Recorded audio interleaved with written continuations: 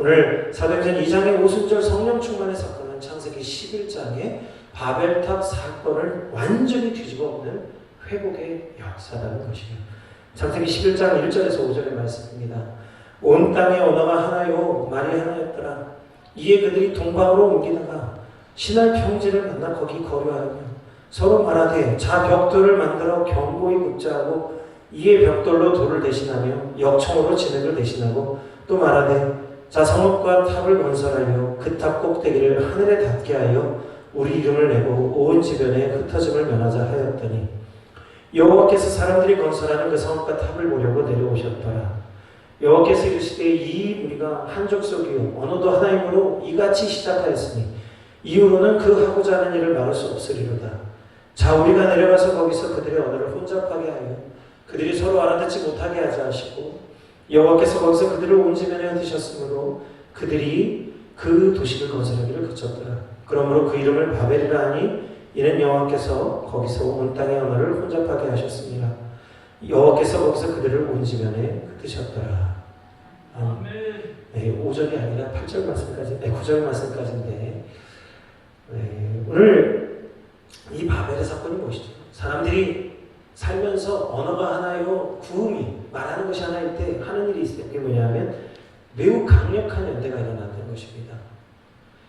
그래서 같은 말을 하는 사람들끼리 강한 연대를 가지게 되는데 이들이 언어가 모두가 하나니까 그들이 대적하는 일을 하는데 누구를 대적했어요? 하나님을 대적합니다. 그래서 그들이 가지고 있는 모든 기술과 모든 그 과학을 동원해서 성을 쌓고 하나님을 대적하는 일을 했습니다. 인간이 언어가 하나일 때 한 일이 뭐예요? 하나님을 대적해서 교만해지기 시작했다는 거예요. 하나님 보실 때에 이들이 언어가 하나이기 때문에 하나님을 대적하는 것을 보시고 그들의 언어를 흩으시고 그들이 흩어지게 하셨어요. 그래서 그들이 이제 언어가 서로 통하는 사람들끼리 모여서 서로 흩어져 살게 되었습니다. 그게 이제 나라와 민족을 이룬 것이죠. 오늘 언어학자들이 언어를 연구할 때 언어의 기원에서 연구할 때에 모두 하나같이 하는 말이 있어요. 도대체 언어가 어떻게 이렇게 많이 생겼는지는 알지 못하겠다. 이유를 모르겠다는 거예요. 어쨌든 간에. 언어가 어마어마하게 많잖아요. 이렇게 많은 언어가 있는데 언어의 꼬리를 올라가 보면 도대체 이렇게 많은 언어가 생긴 것을 알지를 못하겠다는 거예요. 신비한 것이죠. 근데 성경은 왜 인간의 언어가 이렇게 많은지, 왜 서로가 소통할 수 없는 민족과 언어들로 나누게 됐는지를 말씀하고 있습니다. 자, 그런데 중요한 게 있어요. 언어가 서로 통하는 사람들끼리 모였을 때에 어떤 일이 일어났습니까? 하나님께 했던 똑같은 일이 일어납니다. 뭐 하죠? 대적하고 미워하고 싸우는 거예요. 그래서 나라와 나라가 민족이 서로 대적하는 거예요. 전쟁의 전쟁, 난리의 성을 듣는 이유가 거기 있습니다. 우리가 하나님을 사랑하지 않고 하나님을 대적했기 때문에 언어가 흩어지게 되었는데 그 하나님을 대적하는 마음을 갖고 각기 다른 언어들로 흩어졌을 때에 서로 미워하고 다투고 시기하고 질투하고 죽이고 술 취하고 방탕하고 음란하고 우상숭배하고 인간 육체의 일을 서로 도모하는 사람들이 되어진 것입니다. 하나님이 우리에게 은혜를 주시지 아니하시면 우리는 우리 육체를 벗어날 길을 찾을 길이 없는 거예요. 그런데 이제 하나님께서는 예수 그리스도를 통해서 우리에게 부활의 생명을 주시고 이제 그것뿐만 아니라 성령님을 통해서 우리의 각자의 언어를 뛰어넘는 하나님의 큰 일을 노래하게 하신 줄 믿습니다. 진정한 하나님의 부흥이 우리 모든 민족과 모든 열방들에게 임하신 줄 믿습니다. 성령님이 모든 열방을 하나님의 자녀로 삼아 주신 것입니다.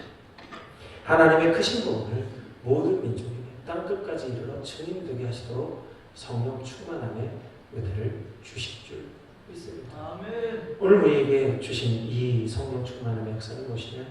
너희가 사마리아와 온 유대와 사마리아 땅끝까지 이르러 대증인이 되라 하신 하나님의 큰 일을 증언하는 증인이 되도록 우리에게 각 나라 언어의 족속 방언으로 하나님의 크신 일을 말씀하게 하신 줄 믿습니다. 아멘. 오늘 우리가 7월에 지키는 맥주감사절은요, 유대인들이 지키는 오순절의 날과는 시기적으로 다릅니다. 유대인들이 지켰던 맥주절은요, 6월절 지나고 50일이 지났을 때 지키는 절기예요. 6월절은 언제입니까? 예수님이 죽으셨던 날이 6월절이에요. 그 예수님이 그 죽으셨던 그 유월절, 그때가 바로 보리추수가 막 시작하는 때입니다. 사무엘상 하에 보면 보리추수하던 때, 보리추수하던 때라는 말이 계속 나오는데 이 말이 왜 자꾸 등장하나 했더니 이유가 있었어요. 그게 뭐냐면 그게 유월절이 가까웠기 때문이에요. 그 유월절은 보리추수가 시작되는 시점이고 50일이 지나서 보리추수를 마칠 때가 맥추절입니다. 그 77절인 것입니다.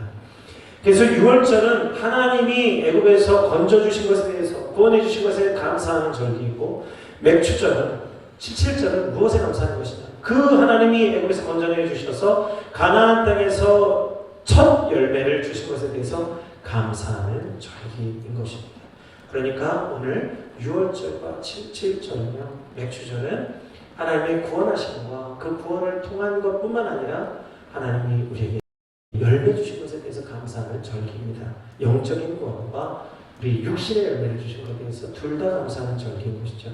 이 구약의 절기가 오늘 예수님이 오심으로 말미암아 그 의미가 바뀌게 되었습니다. 이제 유월절은요. 예수님이 온 인류를 위해서 십자가를 지시고 부활하셔서 우리 모두에게 부활의 생명을 주신 것에 감사하는 절기가 되고 이제 오순절은 예수님의 부활 생명을 우리에게 주신 것에 뿐만 아니라 성령님이 오늘 우리에게 오셔서 우리에게 하나님의 능력을 주시고 온 땅 끝까지 이르러 하나님의 큰 복을 감당할 수 있는 능력을 주신 것에 감사하는 절기가 되는 줄 믿습니다. 구원과 능력을 받은 것에 감사하는 절기가 오늘 우리 맥주 감사주일이 되어야 될 줄 믿습니다. 우리 각 사람들이 이제 믿음으로 시작해서 성령으로 모든 일을 마칠 수 있는 진정으로 감사할 수 있는 주일이 오늘 우리 맥주 감사주일이 된 것이죠. 성령께서는 오늘 로마서 15장 13절의 말씀처럼 우리에게 소망을 주십니다. 우리 함께 말씀을 함께 봉독해 보겠습니다. 로마서 15장 13절 말씀입니다. 소망에 하나님이 모든 기쁨과 평강을 믿음 안에서 너에게 충만하게 하사 성령의 능력으로 소망이 넘치게 하시기를 원하노라. 성령님은 하나님의 일을 감당할 수 있도록 하실 뿐만 아니라 그 일을 감당하고 수고하지만 수고하는 자에게 기쁨과 평강의 동력이 되어주십니다. 수고하는 자에게만 주시는 거예요. 땀 흘려보지 않은 자는 이 수고하고 땀 흘린 것에 대한 기쁨과 평강을 누릴 수 없습니다. 수건가대에 오신 많은 목사님 사모님들이 지쳐서 오셨어요. 그런데 수건가대에 3박 4일 동안 이 3박 4일을 마치고 돌아갈 때에 그때 기쁨과 평안을 누리고 돌아가시게 되는데 왜 그렇게 되는 줄 아십니까?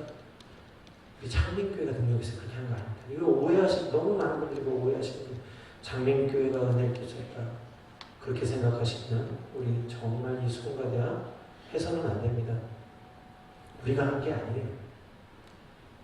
그들이 땀 흘리고 수고하고 헌신하고 애쓴 만큼 20일의 수건가대에 오셔서 그 하나님이 주신 그 소망을 발견할 때 그들이 그 헌신하고 수고한 만큼 기쁨과 즐거움을 회복하고 돌아가는 거예요. 아멘. 그들이 하나님 앞에서 소망하고 하나님께 간구한 만큼 은혜를 누리고 돌아가는 것이 20일의 수고가 대하에 하나님이 주시는 은혜입니다. 우리가 한 거는 3박 4일의 수고예요. 그러나 그 오신 목사님들의 수고하시는 어떤 분은 30년, 어떤 분은 23년, 어떤 분은 이제 막 늦게 목회를 하셔서 6년 동안 매일 밤만 하시다가 오셔서 완전히 번아웃돼서 오신 분들이 있어요. 6년 동안 매일같이 섬사람들을 위해서 밥하고 빨래하고 수고하시는 분들이 있어요. 우리는 3박 4일 한 겁니다.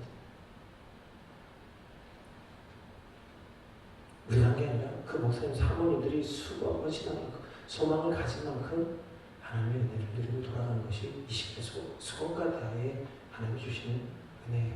아멘. 성령님은 하나님의 일을 감당한 만큼 기쁨과 평강의 동력을 주십니다.